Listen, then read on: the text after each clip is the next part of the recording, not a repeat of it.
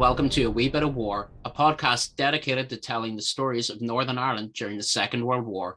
I'm your host, Scott Edgar, and in this episode, we're talking again about the Belfast Blitz, and in particular, the diaries of Miss Doreen Bates.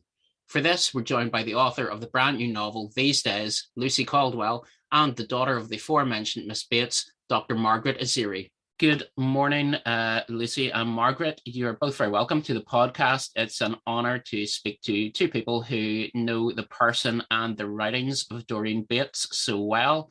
In last month's episode, we featured a series of women from the Belfast Blitz, and predominant among them was Doreen Bates, a civil servant from London who relocated to the east side of the city of Belfast about a month before the Luftwaffe attacks. Both our guests in this episode know Doreen incredibly well. Firstly, Dr. Margaret Esiri, can you give us a little introduction as to who you are? And for those who don't know, what is your connection to Doreen Bates? Yes, I'm Margaret Esiri. I'm a retired neuropathologist, professor of neuropathology at Oxford, and Doreen Bates was my mother. So I have a very close connection with her. And it's a pleasure to be able to tell you about her. We knew she'd written a diary in her adult life. She told us that when she was alive. She didn't allow us to read it until after she died. She said we could read it after she died. And we did, and we thought it was so interesting that we'd like to make it more widely available. So I word processed it and then edited it, and Penguin were kind enough to publish it in 2016. That was just part of her diary. She's written a diary for well over 30 years, but this was an early 7-year part of it. And for those who haven't read it, it is an incredible piece of work, and we'll let you know later on how you can get a hold of that book. Lucy, you have a different connection, more to the writings of this amazing woman. Can you tell us a little bit about yourself and your connection to Doreen? That's right. I first came across Doreen's diaries in my own research about the Belfast Blitz. Funnily, there's a mother and child connection, because for a while, my son, when he was about 2, was obsessed with the Janet and Alan Alberg book, Peepo. It's about a day in the life of a baby set against a backdrop of the London Blitz. And I had to read him that book night after night for months. And at the time, we were living in this flat in East London in the Docklands, in a street that had been completely devastated by the London Blitz. And it was so strange. I was reading this to him in our flat, which was a warehouse conversion, Victorian, and thinking, in this very room, in this bed, we would have been safe from the entire Blitz, but a metre away, we wouldn't have been. You know, the most of the street was flattened. And as I was thinking this, I started to think of how there'd been a Belfast Blitz as well. And I knew very little about it. There's only one novel, Brian Moore, The Emperor of Ice Cream, fantastic novel that was reissued last year by Turnpike Press, but there was very, very little else. And so I started reading everything I could about the Belfast Blitz, and I came across some of the extracts from Doreen Bates's diary. I came across them in this brilliant book by Stephen Dowds, and you'll know it's the Belfast Blitz People Story, and it's told through excerpts from newspapers and diaries. And one of the voices that just grabbed me was this voice of Doreen Bates. And so I read her diaries, the volume we've been discussing that's published by Penguin. And she just is spellbinding. She was so vivid. She just leapt from the page. She felt so alive. I felt such an immediate connection to her, such an affinity with her. And, you know, as a novelist, the easiest thing for me would have been to have made up a character. I don't know, I might have called her Eileen Yates, you know, in Homage or something, but it would have been to make up a character based on this true story of this woman. But it felt to me very clearly that she wants to be part of my novel. You know, I couldn't put it any other way. There are several real life characters in the book as well. Another is Moya Woodside. And so I wrote a draft of my novel, weaving together some of the stories that I researched, the true stories, my fictional characters, and these real women. And then the terrifying thing for me was having to send the manuscript of my novel to the estate of Doreen Bates. In my novel, she's pregnant. She doesn't know that she's pregnant with twins.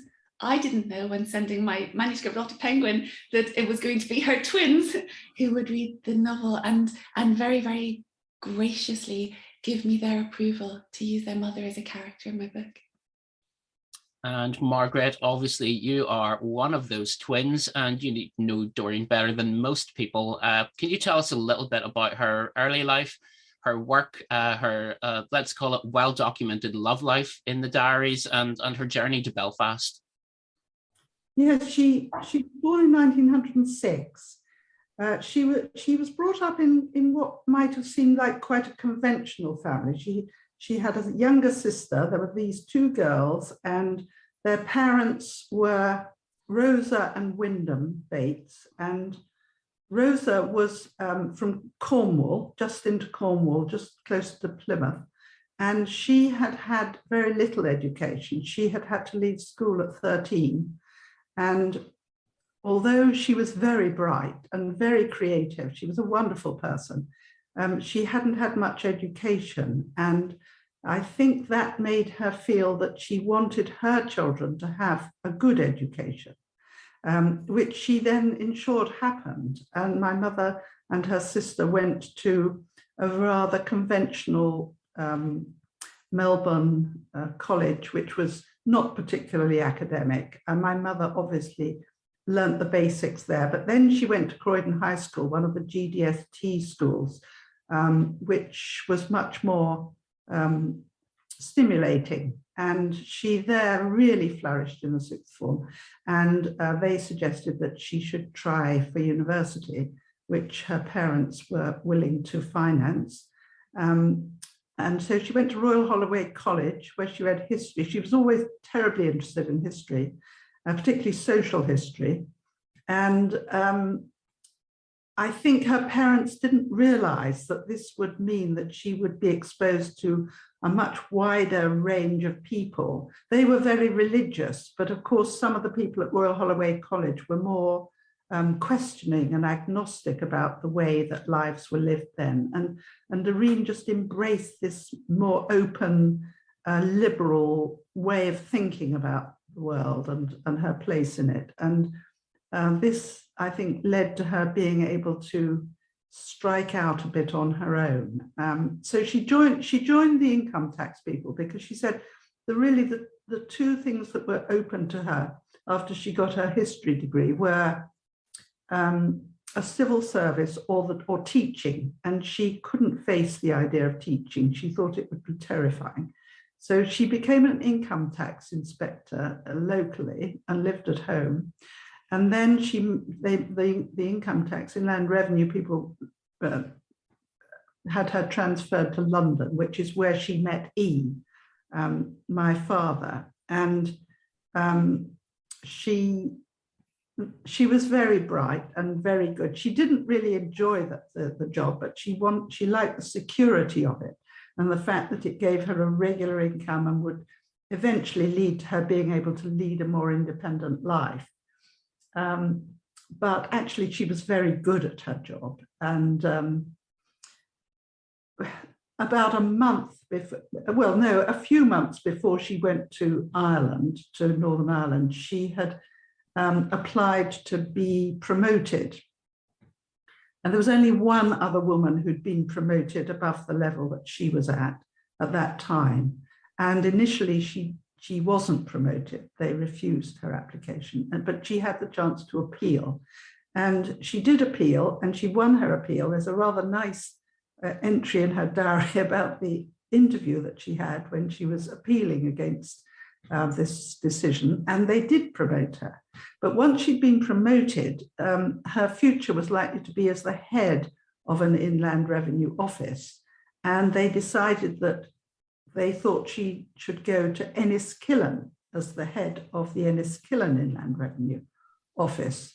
And she was started off in Belfast as a sort of first step on the move to Enniskillen.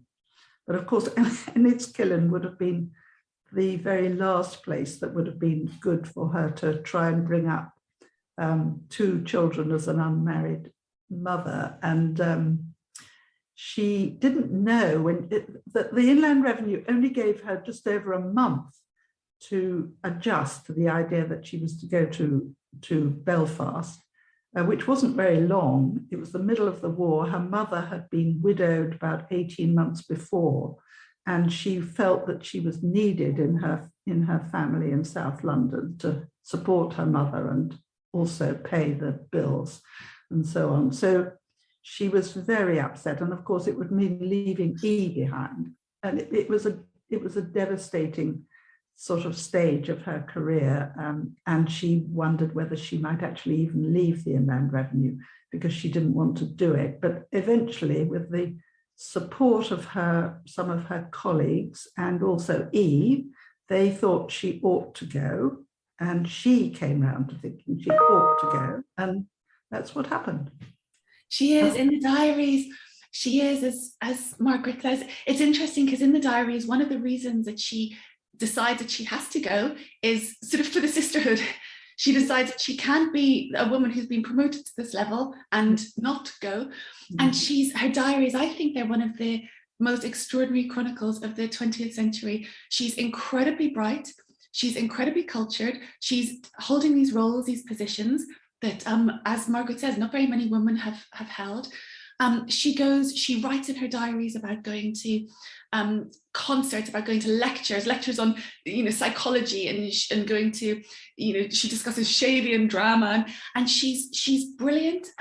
Also, she's got a real writerly eye. Her descriptions of the weather are beautiful. Her descriptions of mood, her hunger for life. At the same time, she's writing about how she's very glad today that her hair is manageable. It's on the cusp of being manageable and not too greasy. And her nails are good because she's painted her nails and they're not too chipped.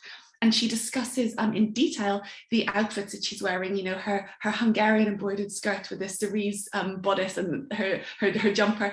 And so she and her makeup, she's discussing all of these aspects of life, and at the same time she articulates so heartrendingly the turmoil and the passion of this love affair that she tries to break off and finds herself unable to break it off.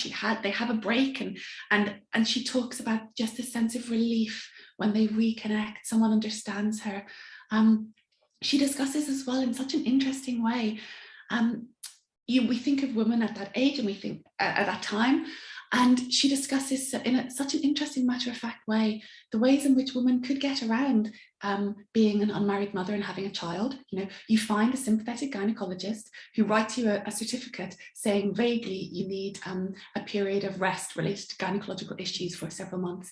And maybe people know or suspect, but they don't say anything, and you go back to work. And it's so interesting hearing how people worked around those things, how women helped each other, and how Doreen, most of all, she refuses shame. She refuses so much of that constricting societal pressure because she believes in what she's doing. She believes in the purity of her heart's affections. She believes she makes a new life possible. I think she's one of those women, I think, who opens a portal and holds it open and holds a space for so many others to go through after her. I think one of the interesting things in the diary is the way in which actually her male colleagues as well as her female colleagues are actually quite helpful. When she's coming back to London after having been in Belfast and she's getting near the birth, one of her senior colleagues is asking his wife where it would be a good idea for her to have her baby, and they were actually not nearly as antagonistic as one might have thought they would be. She didn't know they were going to be like that, and she was a very attractive woman, I think. So I think that helped her in a way. She got on well with her colleagues, and they in turn were supportive of her. Well, for me, currently, the only one of the three of us still residing in Northern Ireland, it is incredibly difficult and quite humorous for me, actually, to imagine Doreen arriving in Enniskillen in 1941 and all of the tongues wagging and the drama that may have caused out there in County Fermanagh. But it was to Belfast that she arrived in March 1941, and she, let's just say, she was not initially full of praise for the city. Margaret, could you share some of Doreen's thoughts on the city of Belfast in 1941?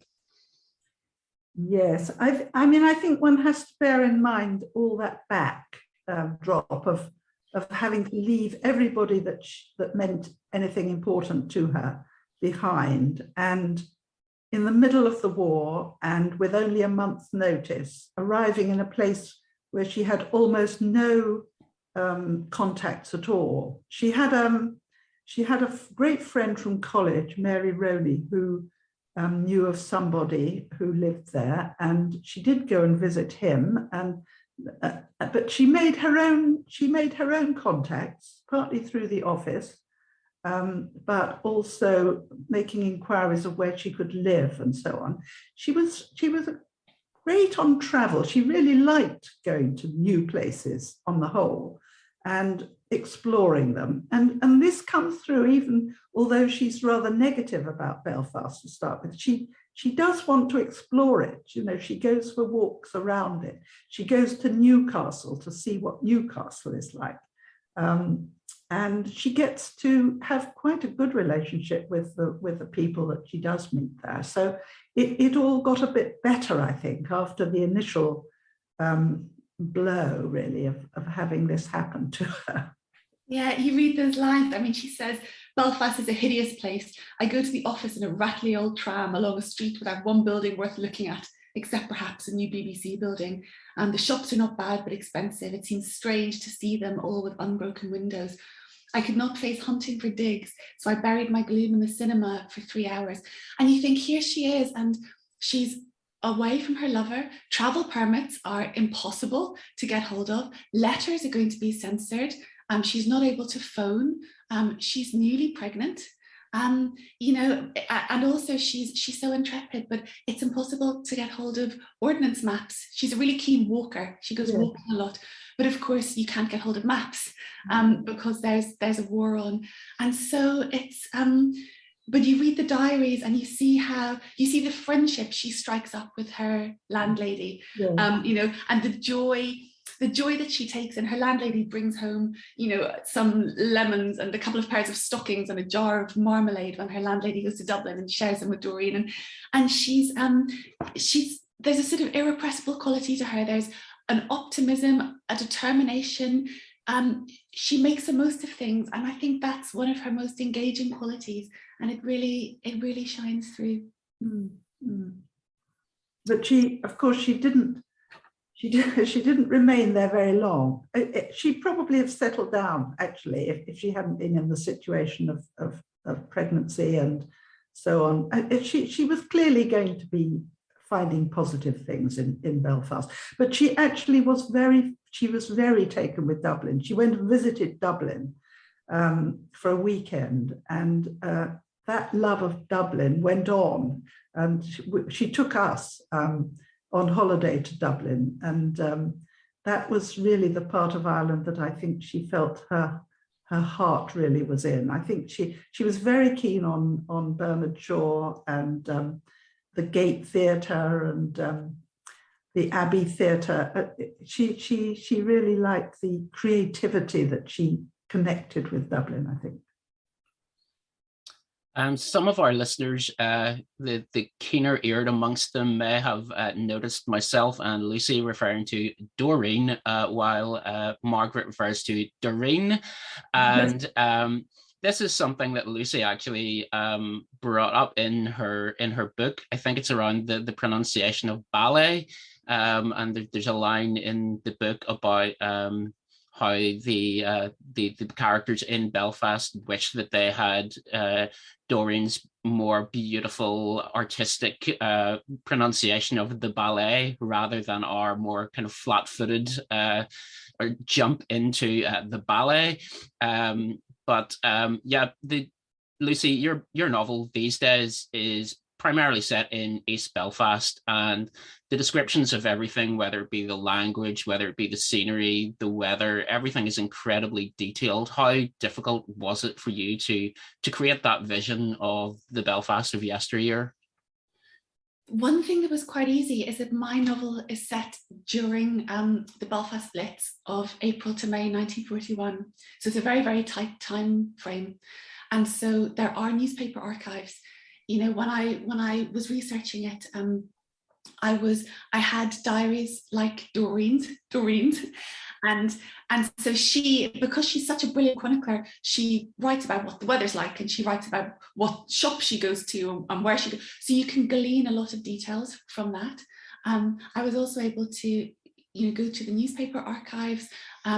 There's an account, say, of a football match in my novel, and I was able to read match reports that were published in the newspapers of what had happened in the match, and so I was able to use all these things. Of course, that's incidental. A lot of that is the scaffolding. It's a story that really has to work. If I make a day, the novel's not going to stand or fall on that, but it will stand or fall on the story being true and plausible. But what I did with the novel is I was so delighted to find, when I was reading Doreen's diaries, that she does live very near. I set the novel on Circular Road, a sort of leafy suburb in East Belfast. The C.S. Lewis's family live on that street.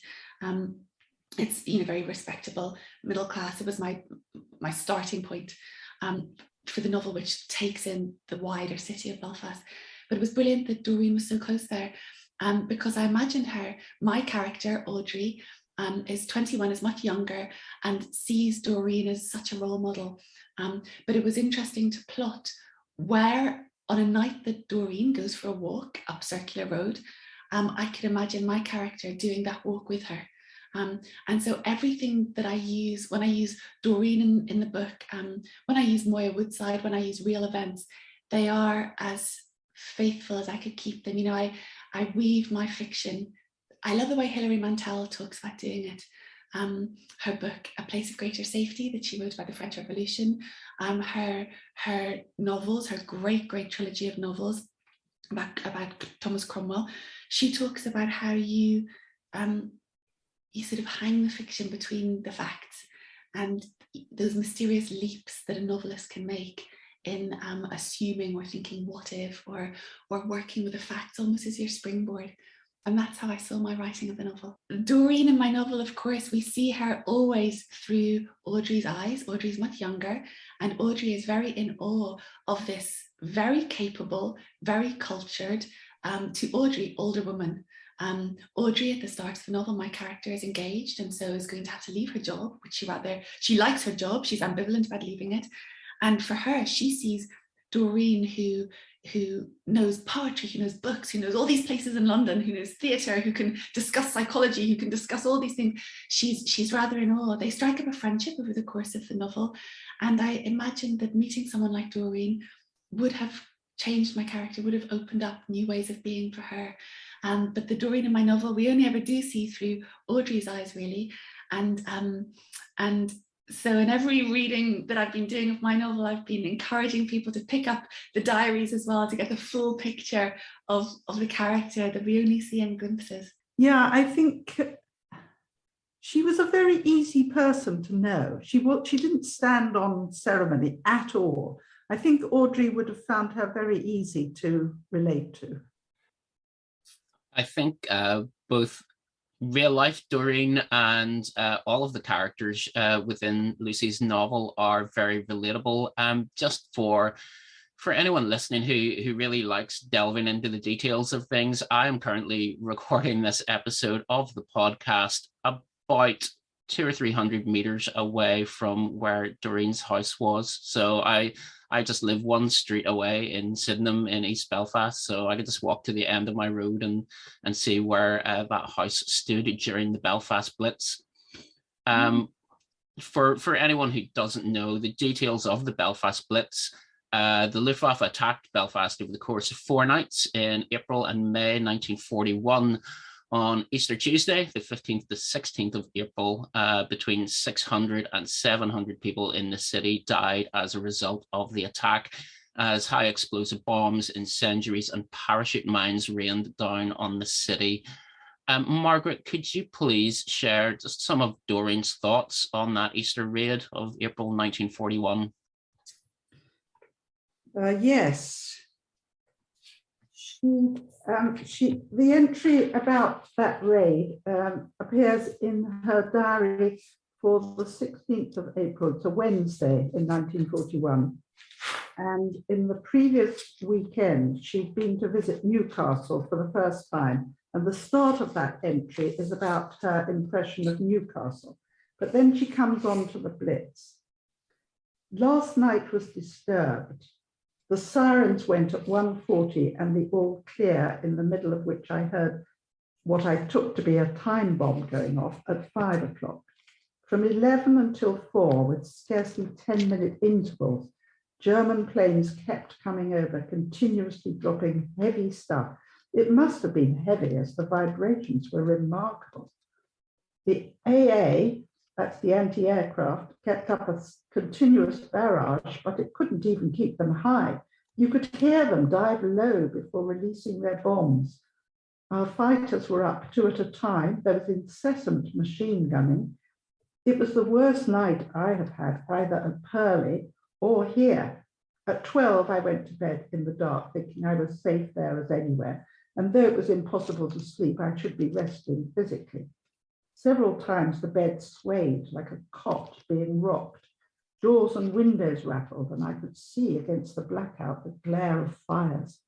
The most nerve-wracking thing was when the Germans glided in silently. The only thing one heard was the crump of bombs. I went over poems in my head. Keats' Nightingale, Grecian Urn, Autumn, bits of Hyperion, Shelley's West Wind and Night, Shakespeare's sonnets, Let Me Not to a Marriage of True Minds, and To Me, Fair Friend, You Never Will Be Old. De la Mare's When I Lie Where Shades of Darkness, so apposite with the last verse, Look thy last on all things lovely every hour. They seemed even more beautiful and permanent in that inferno. And from those to hymns, O God our help, Jerusalem and the Magnificat, and I will lift mine eyes unto the hills. This morning it was good to be alive, and I enjoyed every crumb of my breakfast. That's an absolutely fantastic piece of writing. I think it captures so much of the fear and the emotion and everything that would have gone through someone's mind on that night, but also the hope afterwards, and just that very sudden return to real life almost as well. You know, you've come through this massive life-changing event, and yeah, for many people across the city, it was breakfast time, you know, the following morning. Lucy, in your novel, the Easter raid sets up some of what I found to be the most emotional scenes. Could you share a short extract with us based on that night? Yes, of course. This is the short extract that I'll read. This is Audrey and her fiance are up at the Floral Hall, which is a beautiful old Art Deco dance hall. It's fallen into completely shameful disrepair. It would have been in the Bellevue Pleasure Gardens. That's where Belfast Zoo is at the moment. And it's this completely gorgeous venue. I think there's a campaign to save it and restore it, or there are periodic campaigns, but nothing ever seems to be done. But this is where Audrey is when those raids happen. Then out of nowhere, the first wailing note of the siren, which seems to come not from outside, but from somewhere deep inside you, the swooping rise and sickening fall of it. But before there's time to react, the anti-aircraft guns roar out too, the dreadful pounding of them, the shattering echo rebounding all the way up and around the hills. Oh shit, Richard says, and the word from his mouth is somehow more obscene than a stronger curse would be. What do we do? Already there's a clamour from the Floral Hall. The band has stopped mid-song and people are running out onto the portico to see if it's real, to see if it's really happening. The shadowy figures in the path below are hurling their cigarettes away, running helter-skelter, some on downwards, others coming back up. Inside, says Richard, we have to get inside. But aren't we safer in the open? The floral hall won't be a target. They'll be after the docks again, the airport. Audrey, come on. Wait, look. They look upwards at the first cluster of German planes droning overhead, releasing cluster upon cluster of flares. They watch the first magnesium flares falling, bursting into incandescent light, hanging there over the city like chandeliers. You can even make out the ghostly silken shapes of the parachutes themselves from which the flares are suspended. The pilots are laying an incendiary carpet, so the city and shoreline will be easily recognizable by the bombers who will be here any minute now, following in their wake. I know that, she thinks. I know they're coming, but yet she can't seem to move. It's so beautiful, so terribly beautiful. To see the city from above like this, under the night sky, lit by the flares.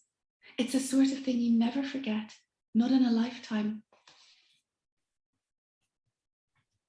It's another beautiful piece of writing, just so evocative. Yeah, thank you very much, Lucy. Following on from the Easter raid, the Luftwaffe attacked the city again. Fewer people in the city died as a result of the further attacks between the 4th and 6th of May 1941, although all diaries, not just Doreen's, all diaries and correspondence from the time agree that the severity of what became known as the fire raid was actually much worse. So could we hear some of Doreen's thoughts on that May attack from you first, Margaret? Yes.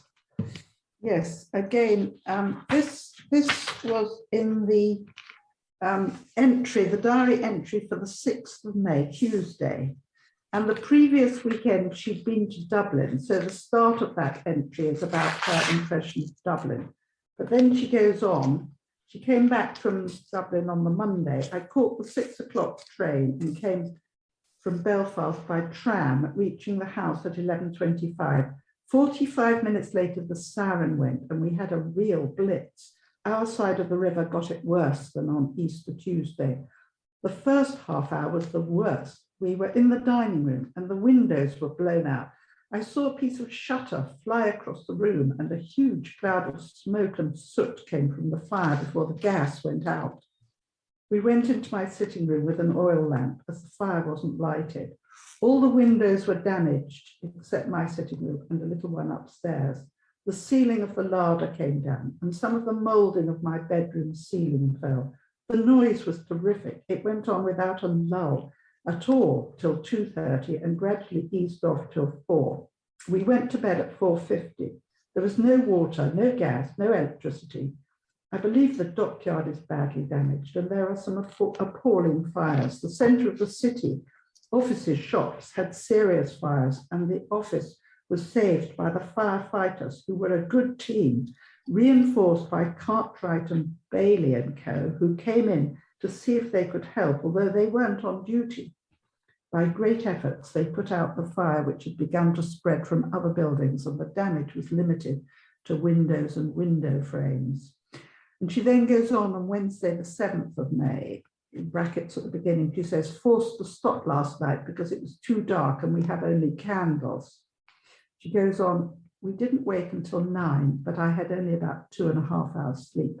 The all clear sirens didn't go because the electricity which works them was off. People emerged from shelters or were bombed out and made a lot of noise, so it was difficult to get any rest. The sky was alight with fires. But before I went to sleep, I heard the birds' dawn chorus, a miracle of sanity and sweetness. Had to boil a kettle on the oil stove, had an orange and some cornflakes for breakfast.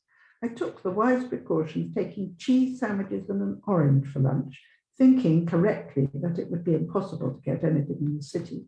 We could get no milk, bread or tea in the office. The heating and lighting were off, and by the afternoon there was no water. I was lucky to get a lift in a warden's car to a point normally less than 5 minutes from the office.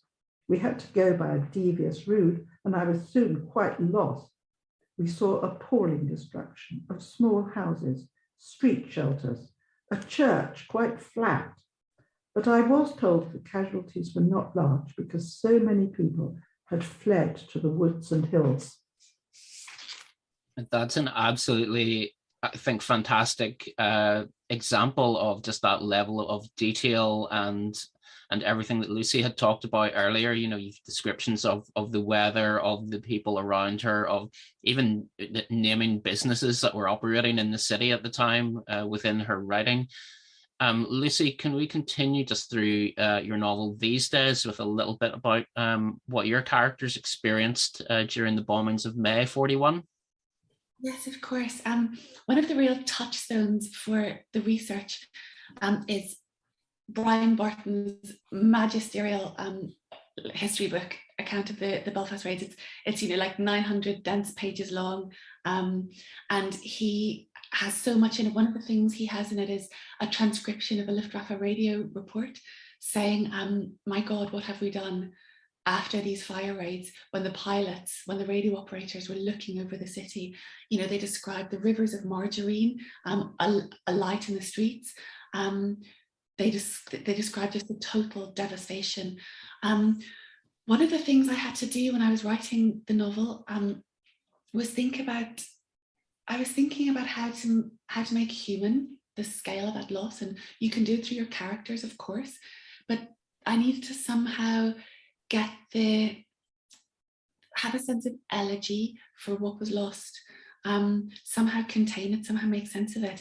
And so though Audrey and her sister Emma and their mother Florence in Circular Road are my main characters, my novel takes in a sweep of people from all over the city, all different classes.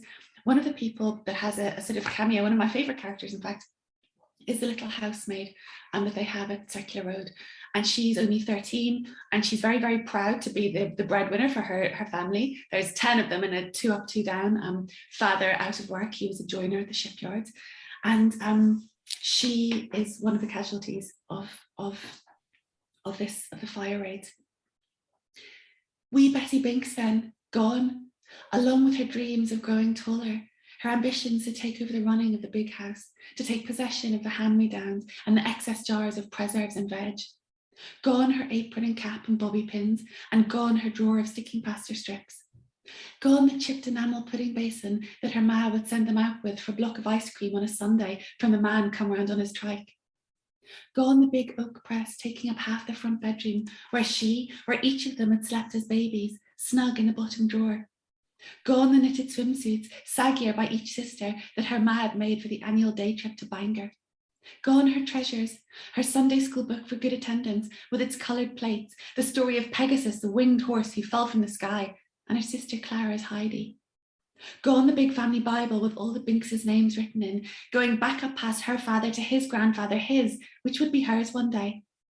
Gone the look on her dad's face when the great hooting siren would sound out over the docks, and he'd haul himself to the doorway to watch the shipyard workers streaming home, striding easily, laughing and talking, groups of 3 or 4, boots, jackets, flat tweed caps, some for home, some for a swift pint before their dinner. And he'd sit in the doorway on his chair, and they'd raise a hand to him, Evelyn John, and she'd rest her head against his shoulder and feel how much he missed it all. Gone the time he took her, aged only 7 or 8, to Queen's Island, to the Thompson graving dock, to see where the great ships had been built and launched from. And walking home, they'd stop by the Queen's Quay, the coal quay it was colloquially known, to watch the heaps of dark glittering coal unloaded from the snub-nosed tugboats with their bright red funnels. The bright glinting light on the water, the sudden soot-brick shadows on the arches of the bridge, 2 men rowing a boat underneath. The way he pointed to the hazy city beyond the bridge, beyond it the gasworks, smoke tumbling upwards from the tall chimneys, beyond them the hills, and he'd said, "This is your city, Betty, and don't let anyone tell you otherwise." Gone. Gone the bogey cart her dad made them from wooden boxes and old pram wheels and a rope. Gone the lamppost with a crossbeam, the old Victorian source that the lamplighters used to light at dusk, and which she and all the other children in the street used to swing around, and sometimes, despite herself, she still did. Gone the feel of the lips and the horses in the builder's yard who would pick their big velvety heads to eat the crusts of bread or the handfuls of grass you pulled for them, managing to eat it even around the bit in their mouths. Gone the warm breath of your wee sisters as they toddled across the floor and got into bed with you in the night, twisting at a strand of your hair until they fell asleep. Gone the triumph of sailing a paper boat all the way down the gully at the back of the wasteland where the water from the houses ran. Gone, all of it gone, and with barely anyone to know or to mark it. Thank you very much, Lucy. I think that is a really valuable piece of writing that reminds us it wasn't just those people who were tragically killed during the bombing raids that suffered during the Belfast Blitz, but tens of thousands of other people across the city were made homeless, had their workplaces, their homes, or those of their families and friends destroyed. I think around 50% of the housing in working class areas of the north and east of the city were damaged. People were already living in poverty, and then this just affected them on a very wide scale and really just changed lives forever. No, the descriptions are so heartrending of all the people fleeing. There's people fleeing the city, using prams, using bogey carts, the ice cream man on his trike, the trike sort of saddled up with mattresses, my novel was published in the very week that war was declared in the Ukraine by Russia. And suddenly all those images of all the refugees fleeing, I'd never for a second imagined when I was writing this novel that it would come out in a week when there's a new land war in Europe, a city under aerial bombardment. And I read a tweet actually just the evening before the aerial raid started by a Ukrainian person, and it went viral, and the tweet said, "You're about to see images of our cities destroyed. You're about to see images of us as refugees, fleeing, carrying what we can carry, if that." And it said, "But we are not this, we are not just this, we are normal people living our normal lives. Please remember that too." And it's heartbreaking to think of that and that loss and of the images that we're seeing of these millions of people who've had to flee, and they completely, I was looking at images this morning of Mariupol, just completely bombed, razed to the, and you think of those people fleeing by whatever means they can, carrying whatever they can, carrying pets, it's just heartrending. I agree with you. This account of the Belfast Blitz and also of the London Blitz that my mother's written comes back to me again and again as I hear the news from Ukraine. Margaret, your mother was one of those who didn't flee Belfast during the Blitz, but eventually would return to England, where you and your twin brother were born. What can you tell us, just stepping back from the Blitz for a moment, what can you tell us about your early life and your memories of your mother in England? Well, my mother told us when we were old enough to take it in that the day we were born was the happiest day of her life. And I think that was true. I think it was achieving something that all through this published diary, she's had as a sort of driving force, emanating from the very strong relationship she had with our father. We didn't know that he would stay around after we were born, but actually he did. And I'm so glad that he was able to be part of our life, even though it was a rather small part of our life. But my mother was incredibly enlightened in the way she was a mother. I'd love to be able to publish more of her diary to show that, but she was very, very devoted to us. And every moment of the day that she was with us, she was really engaging with us all the time. She was away at her work full time during the day, and she had to employ people to look after her, after us. But when she was there, she was totally devoted and focused on us. And there were things about our childhood that I often remember about her. One was that she was very keen on reading to us the sort of child classics, Ivanhoe, Children of the New Forest, that sort of thing. And she also was quite a good piano player, and a friend of hers gave her an upright Bechstein piano when we were about 3, I think, or 4. And she used to play the piano for us to sing. We used to choose a hymn or a song every time we were about to go to bed. And then she would also play the piano after we'd gone to bed. So I would fall asleep listening to her playing the piano.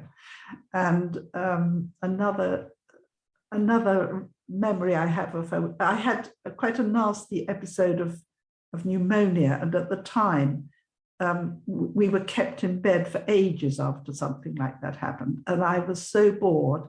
And I used to absolutely long for her to come home from work.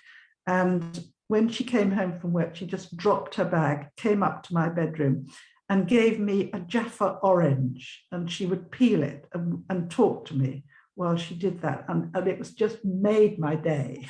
The diaries, I've been lucky enough to read some of these further diaries, the unpublished extracts, and they're so wonderful.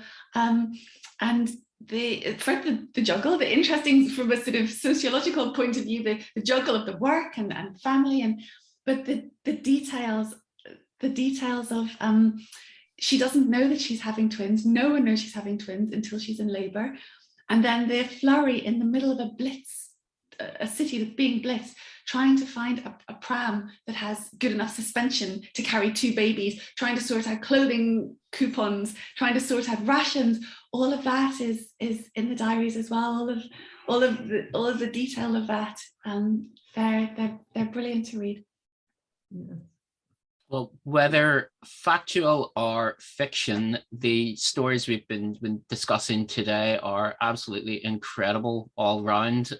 We've got so much that we could talk about that we simply just cannot fit in a podcast episode. Even if we were to make it a 2 or 3-parter, I think we would struggle to get through some of the great stories that there are to tell. But I think we've whetted the appetite significantly here for people to explore both of your books a little more. Can you remind us of the titles and where people can get their hands on those books if they want to find out more? My mother's diary is called Diary of a Wartime Affair, a true story of a surprisingly modern romance. I know you can get it from Amazon. I think you can probably still get it from good bookshops. But I've recently bought 6 copies from Amazon, so I know it's still there. And Lucy's book will be right. It's worth. I want to say on that note, here's if you haven't already been sold on it, I love Anthony Quinn's description of Doreen's diaries as a book of the year in the Observer. The year it was published. And he says it's a remarkable record of private life, recorded with a precision and feeling that might break your heart. And I think that's true. Julian Fellows says an extraordinary book and profoundly challenging to all one's notions of that era. So I think, I can't recommend those diaries strongly enough. And Doreen, she just leaps from the page.